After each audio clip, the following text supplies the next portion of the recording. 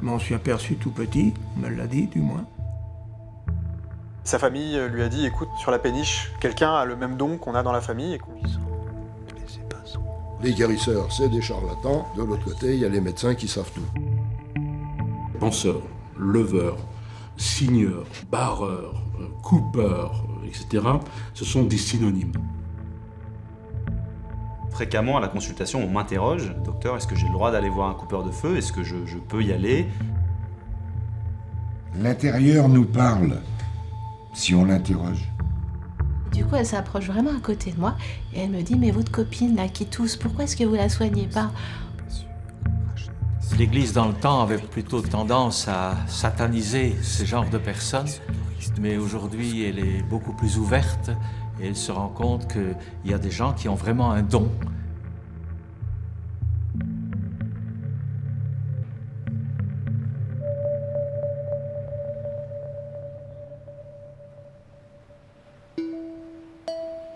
Des personnes soignent, depuis des siècles, dans la discrétion de leurs secrets. On dit, celui qui soigne le zona, celle qui coupe le feu. Va le voir, il a levé les verrues de ma fille. On en connaît parfois, on a entendu parler souvent. Mais qui sont-ils? Est-ce que ça marche? Et si ça marche, comment ça marche? Entre croyance et neurosciences, voici un panorama de leur pratique aujourd'hui.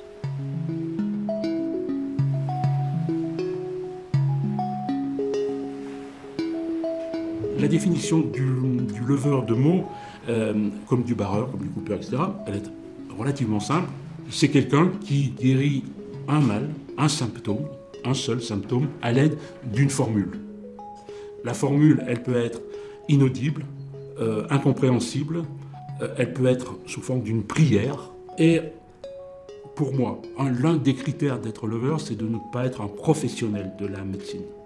Donc, c'est-à-dire, c'est quelqu'un qui applique sa formule dans le temps de son travail.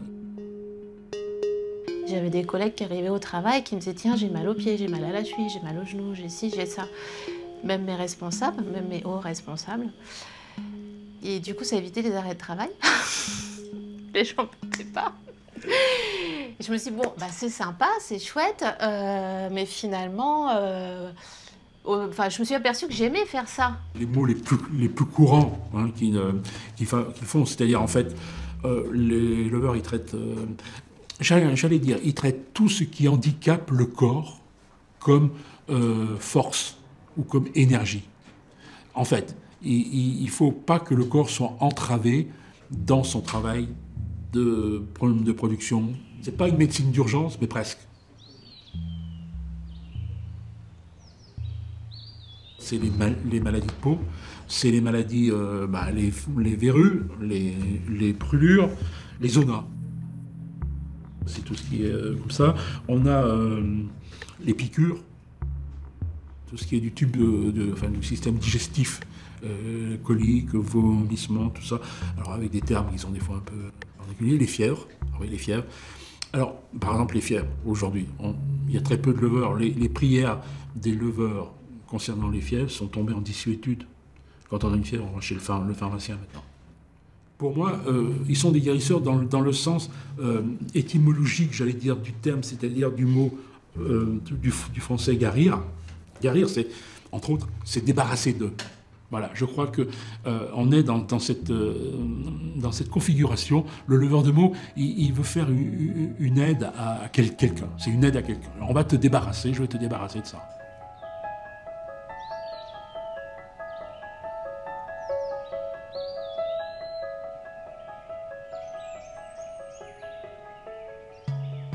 Les plus connus et certainement les plus nombreux sont les coupeurs de feu.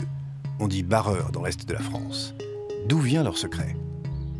Ah non, ça venait pas de ma grand-mère, ça venait d'une tierce personne. Ma tante, ça venait d'une tierce personne. J'ai jamais trouvé de lignée familiale. Hein. J'ai trouvé des segments. Je ne sais pas qui est-ce qui lui a donné. Ma tante l'a proposé à sa fille et à ses deux belles-filles qui n'en ont pas voulu. Elle me l'a proposé à moi. Et j'ai accepté, j'ai voulu. Donc elle me l'a donné. Je tiens ça de ma maman, qui le tenait elle-même de son papa. Et j'ai une de mes sœurs qui le pratique également. Nous, la prière de la brûlure, c'est le vendredi saint dans une église. C'est très codifié.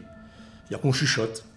Voilà. Et là, on vous transmet, je dirais, le pouvoir, ou tout l'amour de vos ancêtres, ou ce qu'ils ont fait avant. La grand-mère, elle a transmis à la mère, qui a transmis à la fille, voilà ce que j'ai par exemple. Mais personne ne sait d'où la grand-mère a reçu la prière. Sur les 120 penseurs étudiés, 40 à 45% transmettent dans la famille. Qu'en est-il des autres? Et le reste, c'est ce qui est intéressant, c'est les 55% qui restent, d'où ils l'ont reçu. Alors c'est toujours un voisin, on est dans un village, un voisin ou un proche de la famille. Didier a été choisi par la famille d'une de ses amies qui lui a fait don de son secret. Elle m'a identifié en fait par rapport à un ressenti lors d'une soirée de mariage, de son mariage. Et sa famille lui a dit, écoute, sur la péniche, là où se déroulait le mariage, quelqu'un a le même don qu'on a dans la famille et qu'on se transmet de génération en génération. Donc il faut que tu ailles le voir pour lui transmettre aussi ces prières qu'on utilise depuis des générations. Elle me dit, viens me voir, j'ai quelque chose à te donner, passe à la maison, j'ai quelque chose pour toi. Et ce quelque chose, en fait, c'était un petit livre de prières pour soigner les gens. Donc vous voyez comment ça peut se faire, cette transmission. C'est-à-dire qu'en fait, quand on dit qu'un leveur ne peut avoir qu'un seul successeur, c'est faux. J'ai donné à ma fille aînée, je l'ai proposé à une de mes nièces, puisqu'elle était plus âgée que ma fille Isabelle et puis que son frère, pour qu'on puisse le donner à beaucoup plus de monde, quoi. Et ma nièce m'a dit, je vais réfléchir. Mais le temps passant, je l'ai donné à ma deuxième fille et à mon fils. Quand on dit que le successeur, il est complètement pris par la transmission du transmetteur, c'est-à-dire qu'il est contraint par des rituels et par ça, c'est faux. Je n'ai pas cherché à comprendre pourquoi 3 et pourquoi plus jeunes. On m'a dit 3 personnes plus jeunes, moi je suis le truc aussi. Bête et disciplinée. Ouais. J'ai donné à mes 2 enfants, mais il n'y a pas très très longtemps. J'attendais qu'ils me le demandent déjà. Et à 23 et 18 ans, c'est bon, ils veulent bien. Et parce qu'il faut aussi qu'ils acceptent de s'en servir. Il ne faut pas que ça reste dans un tiroir et voilà. Ma fille, elle a 12 ans aujourd'hui. Je sais qu'il y a une prédisposition pas tout à fait la même que la mienne. Je sais qu'elle a quelque chose à développer. Enfin, on en a déjà parlé, ça. Mais elle est petite, elle a 12 ans et je veux pas que... Je veux qu'elle prenne le temps. À chaque heure du jour, de la nuit, Seigneur, que tes saints, que blessants, blessures, rachète et que ce soit grâce de tes souffrances. À chaque heure du jour, que Dieu m'assiste. Une formule, quelques gestes simples, forment le petit rituel que se transmettent les penseurs. C'est une des dernières transmissions orales encore actives dans notre société.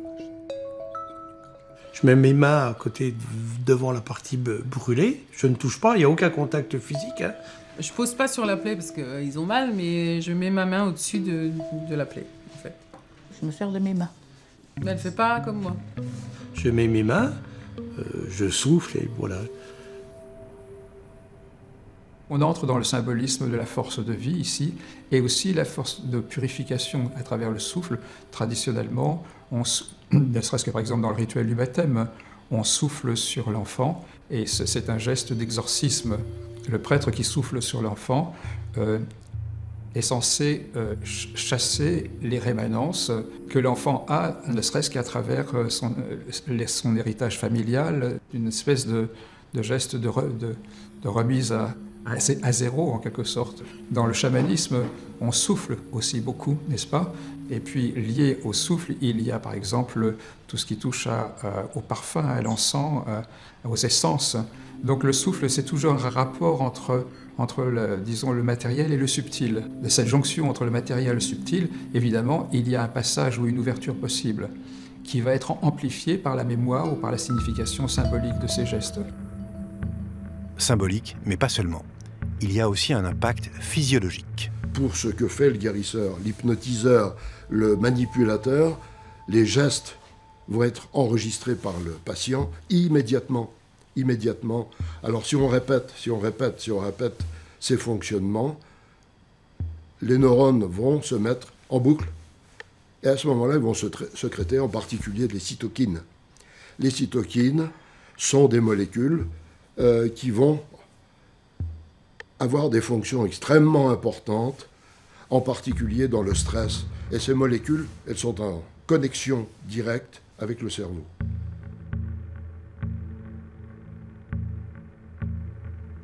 Le penseur aurait donc un effet anti-stress par ses gestes. Le geste n'est pas secret, c'est la partie visible et publique de la pratique. Je me sers de mes mains. Mais elle fait pas comme moi. Elle fait d'autres choses. C'est ça que j'ai enlevé, ce qu'elle fait elle, et moi je fais... Bon, tu peux le montrer, hein. Bon, bah alors, c'est à base de signes de croix. Comme le souffle, le signe de croix est toujours transmis dans les rituels, même s'il n'est plus utilisé autant qu'avant. Chaque penseur adapte à sa guise le secret qui lui a été transmis. Mais le signe de croix est-il un geste symbolique ou un geste énergétique? La conscience collective est profondément imprégnée du mystère de la croix. Il y a un rapport certainement avec l'événement de la croix qui est considéré comme une explosion de vie, une déflagration extrêmement puissante. Cela représente, sur un plan symbolique, mais sur un plan spirituel profond, une alchimie de la peur qui est pathogène et qui crée à l'intérieur de la personne de véritables divisions intérieures. À travers le mystère de la croix, il y a un surmontement de l'opposition entre la mort et la vie. Et il y a une alchimie de la honte aussi, une alchimie de la douleur, dans le sens que la croix représente aussi un dépassement de la douleur. Non, je signe plus. Je ressentais pas ce que je ressens maintenant. Je préfère... J'avais l'impression que ça marchait moins en faisant ça que ce que je fais maintenant. Sur un plan énergétique, la main elle est capable de capter et de recevoir. La bénédiction se transmet par l'imposition des mains. Ce geste relève de ce qu'en Inde on appelle le mudra, c'est-à-dire un geste sacré, mais c'est un geste qui émet quelque chose.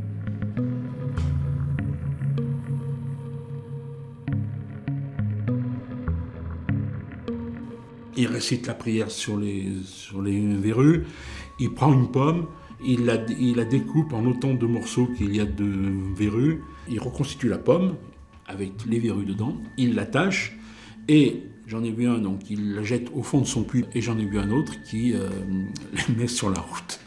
Et quand une voiture l'écrase, les verrues ne disparaissent pas, mais sont en instance de disparaître. J'ai un ami qui est professeur de chirurgie, qui est à l'hôpital Nord, et qui grattait la verrue de sa fille depuis des semaines. Moi, j'ai pris une pomme, j'ai dit ma prière, et la verrue est partie sans toucher. Donc, vous voyez, par une prière, par un petit rituel, entre guillemets.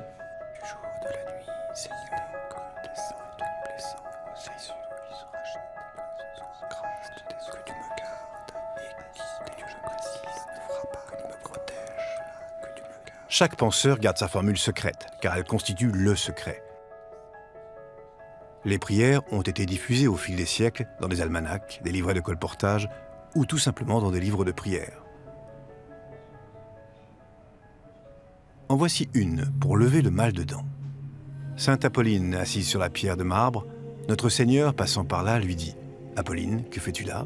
Je suis là pour mon chef, pour mon sang et pour mon mal de dents. » On peut faire une remarque importante dans ce texte-là, c'est Apolline, elle est assise sur la pierre de marbre.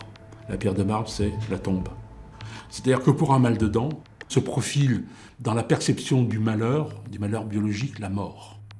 Apolline, retourne-t'en. Si c'est une goutte de sang, elle tombera. Et si c'est un verre, il mourra. Là, on a le diagnostic. C'est-à-dire que là, le verre est assimilé. Alors, ça, c'est c'est pas une croyance, c'est un savoir populaire. Le mal de dents, c'est un verre. C'est-à-dire qu'en fait, le mal de dents, il progresse dans le corps. Il progresse.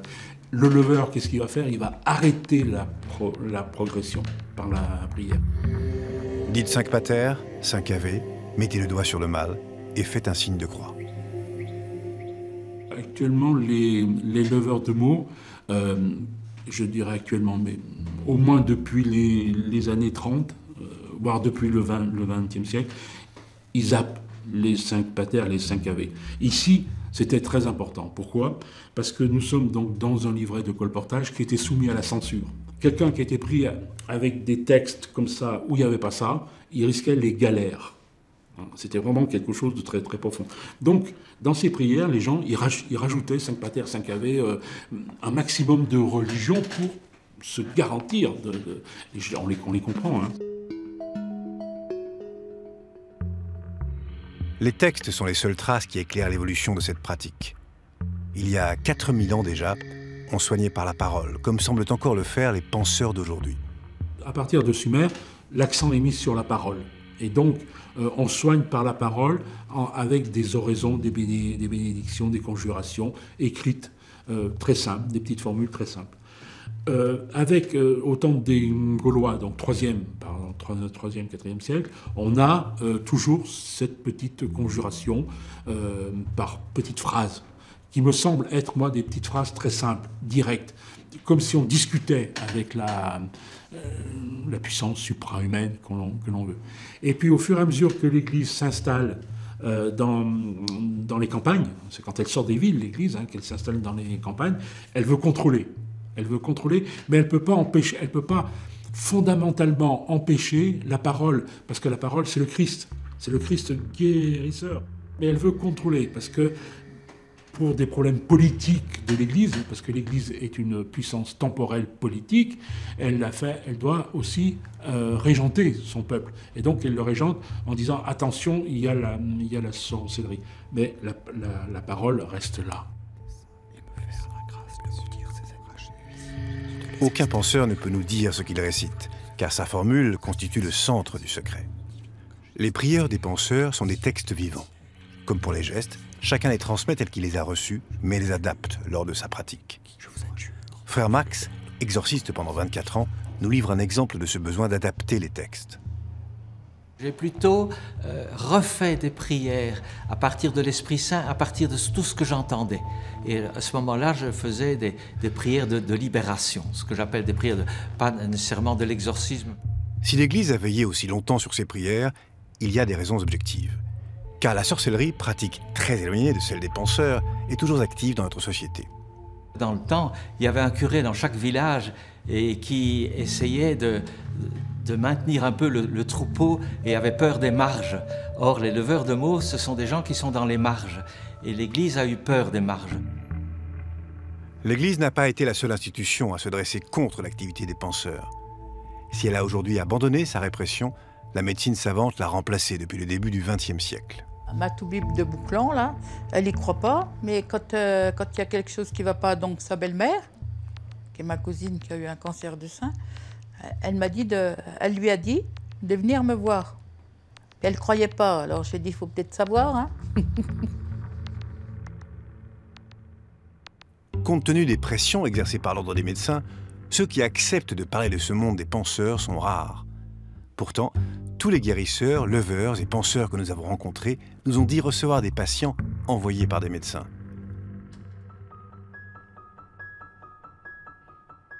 À Saint-Étienne, une équipe de cancérologues a mené une étude sur le rôle des coupeurs de feu dans leur département.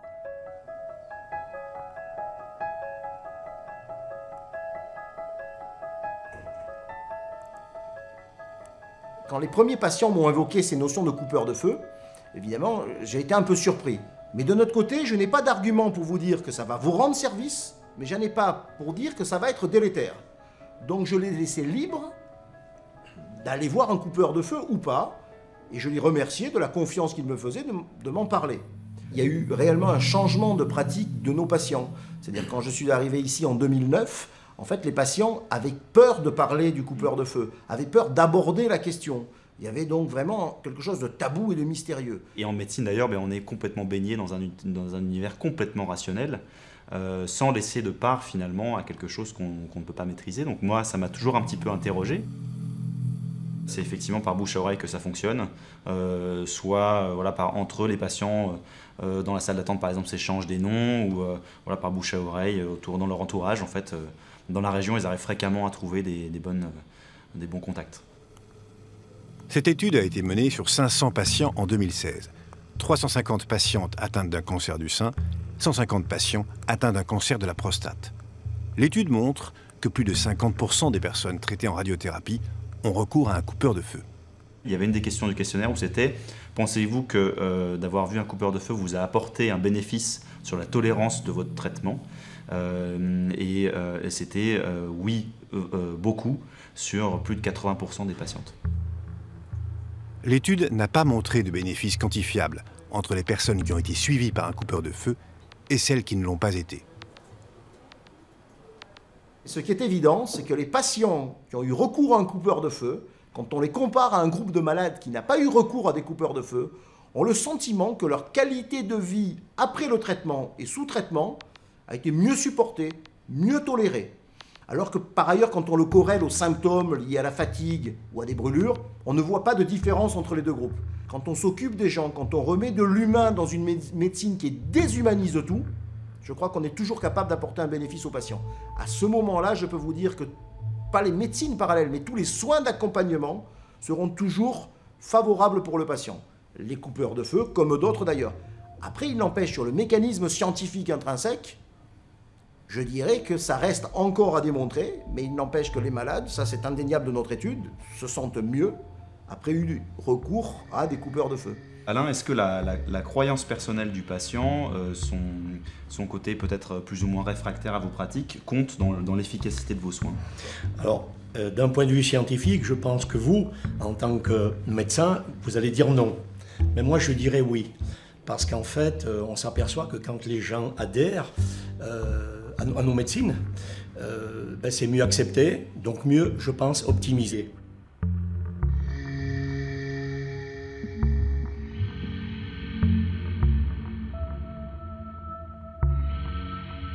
Alain a reçu les secrets de sa grand-mère, qui était guérisseuse.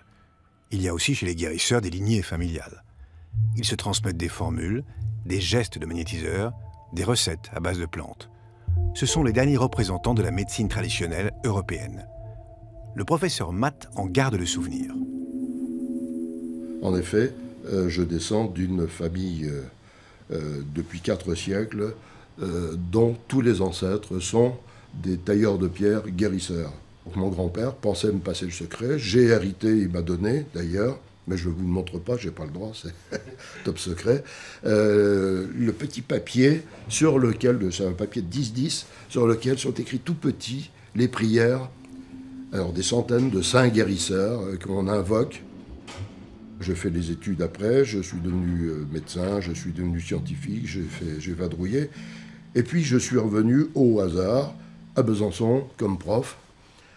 Et à Besançon se trouvait mon cousin, et le cousin en question était devenu, lui aussi avait hérité du secret finalement. Ce qui lui manquait, c'était les connaissances médicales. Parfois, il me disait, mais je manipule les gens, je pose les mains, mais je ne sais pas vraiment à quoi ça ressemble, pourquoi je touche, à quel endroit je touche.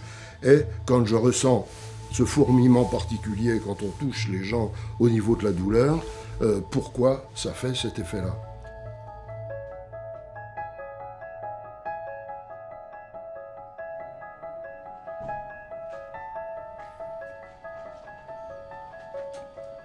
Certains penseurs de secrets naissent avec une capacité et sont dépistés par un parent ou lors d'une rencontre. Ils reçoivent donc des formules, mais ce qui les différencie, ce sont leurs mains. Ils deviennent souvent magnétiseurs ou radiesthésistes.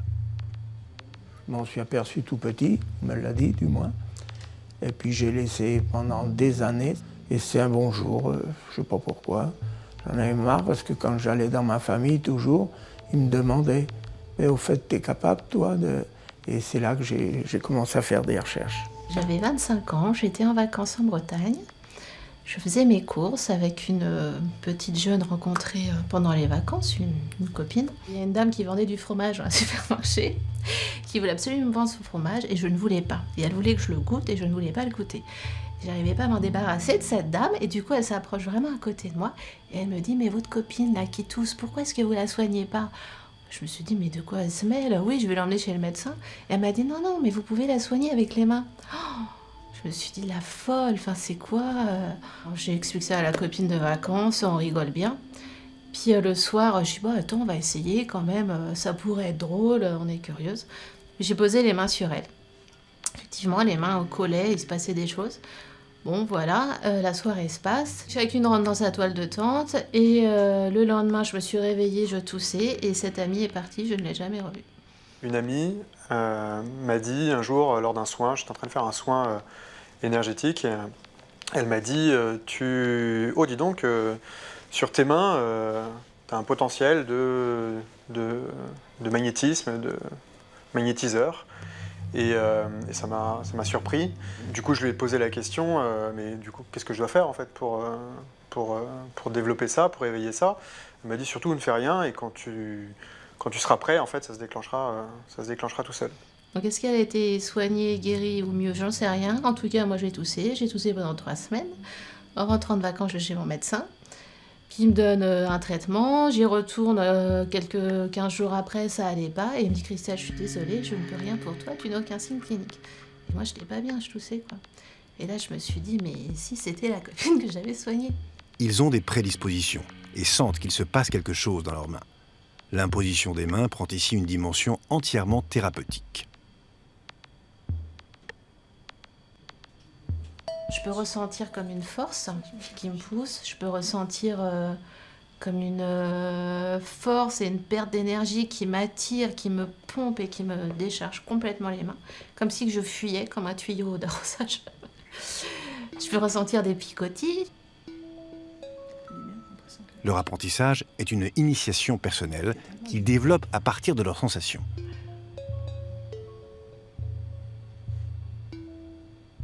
Je prends mon pendule, je me mets en rapport avec la personne et de là, je descends sur la colonne jusqu'à temps que mon pendule m'indique qu'il y a quelque chose sur la personne à cet endroit-là qui a un problème.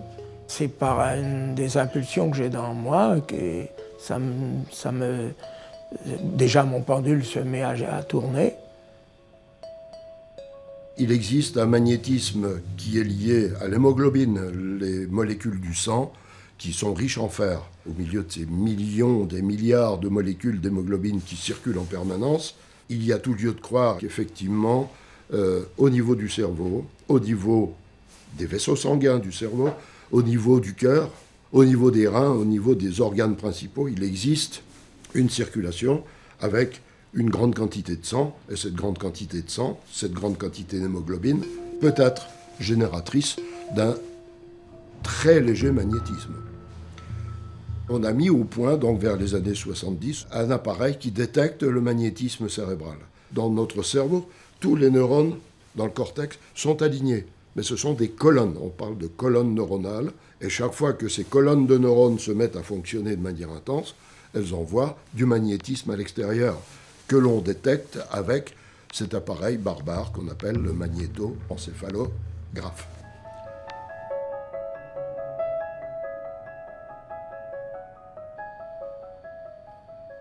Le corps émet des ondes que l'on peut capter. Il réagit aux sollicitations du son, de la lumière, des couleurs, mais aussi aux ondes des matières. C'est ce qu'ont mis en évidence les docteurs Nogier et Le Riche dans les années 50 et 60, à travers de curieuses constatations. Un professeur de chirurgie qui s'appelait le professeur Le Riche, qui décrit une constatation sur un patient qu'il avait opéré de l'anévrisme au niveau de la cuisse. Et il s'est aperçu qu'en approchant un coton, en approchant la main ou en parlant fortement de là, il y avait une modification des battements de cette artère. Et à ce moment-là, eh bien, ça fait, entre guillemets, tilt dans l'oreille de Nogier. Il dit, mais si ça bouge, donc ça veut dire qu'une stimulation cutanée va créer quelque chose. Nogier comprend que le corps réagit à des sollicitations extérieures. Il met en place un système qui permet de reproduire ces réactions pour en tirer une analyse et traiter les points d'acupression de l'oreille. Il a créé ce que l'on appelle des anotests, qui sont soit des couleurs, soit des organes, soit des médicaments, soit tout ce que vous voulez. Et lorsque vous prenez un filtre, quel qu'il soit, on va prendre une couleur, cette couleur est traversée par des photons. Lorsque vous imposez une longueur d'onde d'une fréquence, là, je la pose par exemple sur ma main, c'est traversé Vous êtes d'accord, c'est pas une barrière, c'est traversé. À ce moment-là, la peau, elle reçoit l'information. Donc la peau envoie une information au cerveau qui le traduit. Mais pour savoir si ceci est bon ou pas bon, si ça apporte un traumatisme, si j'apporte un traumatisme à cette longueur d'onde, mais je vais avoir une modification de mon pouls. Donc à ce moment-là, moi, je vais essayer de comprendre pourquoi cette fréquence ne va pas. Et alors à ce moment-là, je vais rajouter d'autres tests qui vont me permettre de connaître qu'est-ce qui est déréglé. Les informations vibratoires que nous donne l'organisme, si on va les chercher, eh bien, ça fait quand même un plus très important dans un diagnostic. Le corps émet et reçoit des ondes. Le magnétiseur envoie du magnétisme. La parole projette des ondes sonores. Mais comment un chuchotement, voire une pensée, peut-elle atteindre et pénétrer l'infiniment petit des cellules? Si tout est fréquence, les ondes sont de différentes natures. Quelles peuvent être les ondes employées par un penseur de secret? Joël Sternheimer, qui est un physicien français, a développé une théorie ou a démontré en fait l'existence de ce qu'on appelle les ondes d'échelle. Les ondes d'échelle sont la preuve qu'à aucun moment on peut être un observateur d'un phénomène sans être impliqué. Alors on savait déjà que c'était le cas au niveau quantique, où les choses étaient tellement petites et fines que dès qu'on observait, on modifiait le système.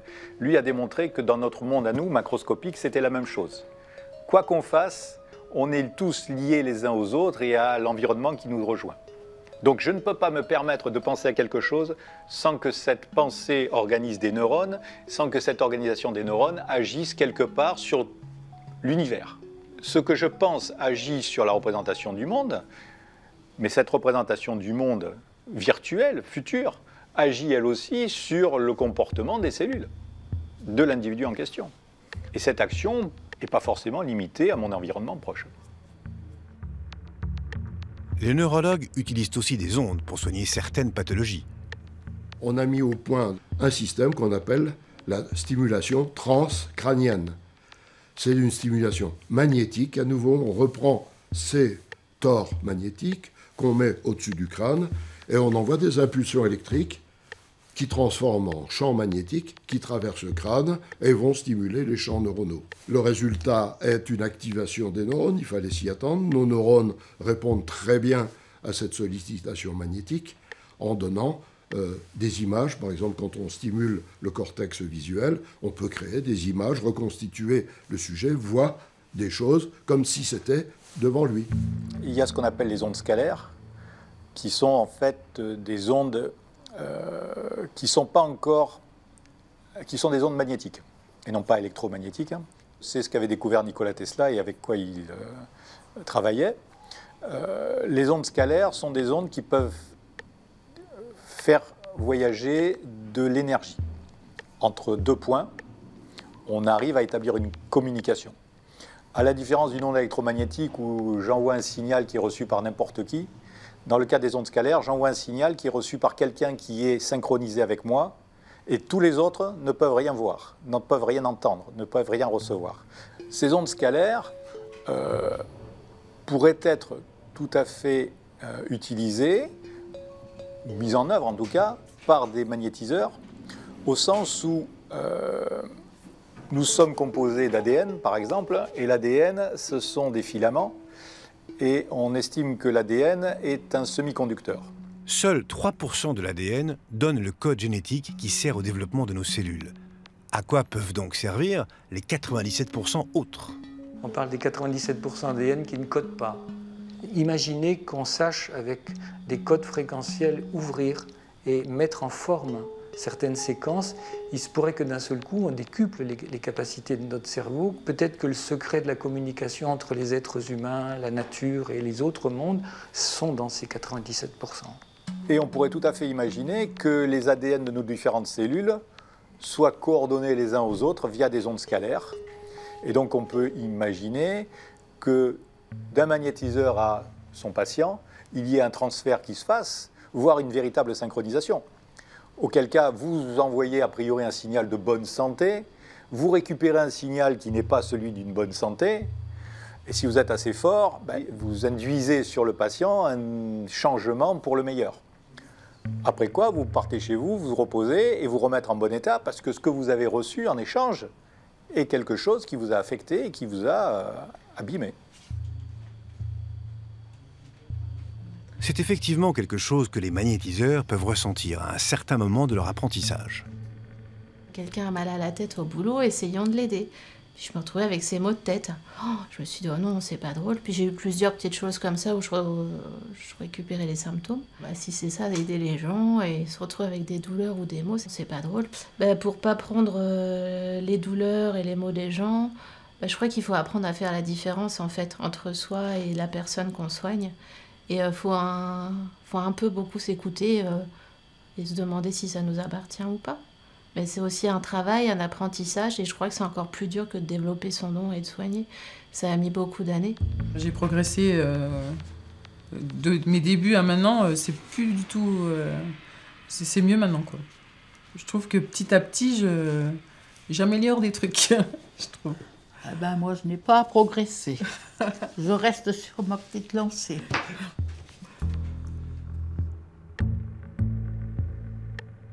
Reprenons le cas d'une brûlure, vue du côté médical. Qu'est-ce qu'une brûlure? Ce qu'on appelle communément brûlure, c'est une réaction inflammatoire qui pourrait être excessive par rapport à ce qu'on peut observer en conditions normales, par exemple quand on le compare à un coup de soleil. La brûlure liée à la radiothérapie serait une forme de coup de soleil excessif lié au rayonnement utilisé à des fins thérapeutiques. La nature indéterminée de cette lésion est certainement pour beaucoup dans la réussite des barreurs, car une brûlure évolue dans le temps. Elle me dit des fois, tu peux pas barrer aussi une dame, Une donc telle, on barre, une telle, voilà. Parce on que- fait les deux, chacune. Voilà, on fait chez chacun soi. de notre côté. En fait, elle va nous appeler au secours si la dame appelle trop tard. Parce que bien souvent, on dit aux gens qui font de la radiothérapie de nous appeler à la première séance. Faut pas nous appeler une semaine après, parce que là, ils sont déjà brûlés. Quand ils sont cramés, c'est... Ben voilà. Hein. Le zona, c'est une chose que j'aime bien, que je prends le plus vite possible. C'est-à-dire, une personne qui me dit, ah ben, il y a déjà 8-10 jours que j'ai un zona, je ne peux pas faire grand-chose. Je peux le calmer, mais je ne peux plus le stopper vraiment comme on doit le stopper. Mais si c'est dans les 3 premiers jours, là, en principe, 2-3 fois et on n'en parle plus. Barreurs de feu, magnétiseurs, radiesthésistes, tous insistent sur le fait qu'ils doivent intervenir tôt sur les brûlures et les maladies de peau. Pourquoi disent-ils que ça marche mieux si c'est pris tôt? Dès que vous avez une incertitude, à ce moment-là, le magnétiseur, le barreur de feu est capable de orienter le déroulement des choses pour que ça soit le moins grave possible par rapport à ce qu'on voit. On a beau se brûler et regarder, on ne sait pas si c'est une brûlure profonde ou pas. Il faudra plusieurs heures ou plusieurs jours avant qu'on en soit sûr. La douleur est quelque chose de tout à fait relatif. Pour la même chose, certaines personnes auront très mal et pas d'autres. Ça peut dépendre du moment, ça peut dépendre de plein de choses. Donc, en fait, la brûlure elle-même est indéterminée. À partir de là, ça peut se passer bien, ça peut se passer mal. Si j'observe que ça s'est passé bien, alors j'organise quelque part l'indétermination de l'univers par rapport à ce point précis, d'une certaine manière. Donc, quelque part, j'oriente le décours des choses pour que cet attracteur que j'ai positionné dans le futur, cette vision de « on m'appelle et ça s'est bien passé », existe vraiment. On est 70% à queue, cerveau 80 à 85% d'eau, avec des citernes de liquide partout. Donc il n'y a pas de cellules sans eau, ça n'existe pas. Notre ADN ne peut pas fonctionner sans eau. Une brûlure, c'est une eau bouillante, elle déstructure les tissus, elle coupe les ponts, elle désorganise l'architecture. Et si le guérisseur est capable d'agir sur la structure de l'eau pour lui rendre sa cohérence, voire rendre l'eau cristalline, comme un cristal, il focalise sur le tissu un état, une intensité de lumière et d'ordre qui permet au moule de réapparaître avant qu'il ait disparu totalement. Si ça brûle un peu, il rappelle. Et je veux qu'il me rappelle déjà une semaine après. Pour savoir où ça en est et si ça leur fait du bien ou si ça les brûle plus à un endroit, qu'il faut que je cible plus. Sur des gens qui ont été brûlés d'une manière profonde, il m'arrive de pratiquer 2 ou 3 fois de suite ou même dans la journée afin de soulager un maximum et d'aider à la guérison. Les penseurs utiliserait donc toute une panoplie d'ondes magnétiques, scalaires et autres ondes d'échelle pour stopper une brûlure, arrêter un zona ou faire disparaître une cicatrice. C'est ce qui expliquerait peut-être pourquoi nos penseurs de secret pratiquent à distance. Je l'ai pratiqué par téléphone. Je l'ai fait par téléphone et par le téléphone, ça marche. Je n'ai pas besoin d'avoir la personne devant moi. Alors je dis bien de poser le téléphone à l'endroit de la partie brûlée et je le fais. Quand je suis dans le moment, en contact avec la personne, j'utilise simplement l'imposition des mains. Les prières que l'on m'a transmises, je les utilise surtout quand je suis à distance. On m'appelle de Pataouche et puis je ne sais même pas qui est-ce. Puis il suffit du prénom et de me dire où la brûlure est et ça suffit. Hein. Ça suffit. Beaucoup de barreurs et autres coupeurs de feu interviennent par téléphone. Il semble même que l'essentiel de leur activité se fasse à distance. Nos neurones sont bien ceux qui visualisent le futur. Cette visualisation du futur se fait avec des neurones. Ces neurones sont quelque part connectés à nos capteurs, vision, audition, etc. Et lorsque je visualise dans le futur une voix qui me dit que ça s'est bien passé, je peux pratiquement l'entendre. Et ce pratiquement l'entendre, il y a une cohérence entre ce que je vis et ce que vit l'univers. En fait, on ne peut pas nous séparer. Donc si moi je l'entends, alors ça a été entendu par l'univers. Et ayant été entendu par l'univers, celui-ci va s'organiser pour que le chemin qu'il va prendre à partir de maintenant, éventuellement passe avec un peu plus de probabilité par cet endroit-là. Si l'univers doit passer avec un peu plus de probabilité par un endroit où la personne n'a pas souffert après mon coup de téléphone, alors ça signifie que l'univers a renvoyé, entre guillemets, dans le temps, une évolution des choses qui a été la plus positive possible. Et qui se traduit après à l'échelle de la brûlure par la brûlure la moins grave possible par rapport à ce qui s'est passé, des mécanismes de réparation les plus efficaces possibles par rapport à ce qui est disponible chez l'individu, etc. Hein, donc, c'est dans l'univers des possibles, on passe toujours en biaisant un petit peu ce qui aurait été le cours naturel des choses. On a à l'intérieur de nous un dispositif d'auto-régénération et d'auto-guérison. S'il peut être activé, soit directement, soit à distance, ça pourrait expliquer comment des personnes sont capables de régénérer un organe, par exemple brûlé, abîmé, voire enlevé. Les salamandres savent faire ça. Vous coupez la patte d'une salamandre, vous lui greffez une tumeur, ce sont des chercheurs qui ont fait ça, hein, c'est vicieux, mais quand même. La salamandre récupère tout le tissu tumoral et se reconstruit une patte entière. Normale, non cancéreuse. J'ai une collègue qui est venue me voir un jour en me disant les amis de mes parents ont leur maison qui a brûlé et le monsieur est gravement brûlé, est-ce que tu peux essayer de faire quelque chose? Donc il était brûlé au visage beaucoup. Et j'ai dit bah écoute, je vais bien essayer, mais je pense pas quand même que ça fasse des miracles à ce point-là. Et en fait, quelques jours après, ce monsieur a pu se raser et les médecins n'en revenaient pas. Et du coup, quand elle m'a raconté ça, j'étais quand même un peu bluffée et du coup, ça a renforcé la chose et maintenant, j'utilise dès qu'il y a besoin.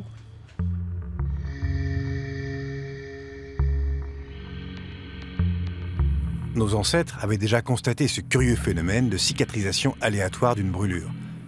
Lorsqu'on affirme sa certitude, on dit fréquemment « j'en mettrai ma main au feu ». Cette expression vient d'une façon de rendre la justice qui a eu cours jusqu'au Moyen-Âge. L'analyse neuroscientifique révèle une réalité bien plus concrète que toutes ces croyances. Parmi les différentes méthodes pour découvrir la vérité, on avait, lorsque deux personnes se disputaient par rapport à quelque chose, un moyen simple qui était qu'on devait saisir une barre de fer chauffée à blanc dans les mains, qui allait brûler les mains, après quoi on regardait dans le temps comment évoluait la plaie. Et celui des deux qui avait la plaie qui évoluait de la manière la plus rapide et la plus propre, saine possible, était déclaré être celui qui était détenteur de la vérité, et l'autre était celui qui, a priori, était coupable. Pourquoi est-ce que ça peut marcher? Parce que si vous êtes, vous savez, coupable ou pas. Si vous vous savez innocent, alors vous savez que Dieu va intervenir pour que votre plaie soit la plus rapidement cicatrisée possible, etc. Et donc, ne serait-ce qu'au niveau de l'effet placebo, ça peut intervenir. Après, vous pouvez être votre propre baroque de feu, c'est-à-dire que vous savez que Dieu va intervenir, donc vous savez que dans un futur proche, quand on regardera la plaie, elle sera saine et que vous n'allez pas beaucoup souffrir, etc. À l'inverse, quand vous êtes le coupable, vous savez que, vraisemblablement, Dieu sait que vous êtes coupable aussi, et que, vraisemblablement, si Dieu le sait, alors il va faire en sorte que ça va cicatriser pas très vite, que ça sera pas beau et que ça se verra. Entre l'effet nocebo, qui est l'inverse de l'effet placebo, qui fait que vous allez déjà savoir que, plus la visualisation éventuelle que vous faites de votre futur, qui est pas très réjouissant, vous pouvez tout à fait avoir... à ce moment-là, effectivement, une différence, alors même que la blessure à l'origine était exactement de la même durée, de la même température pour les mains des uns et des autres.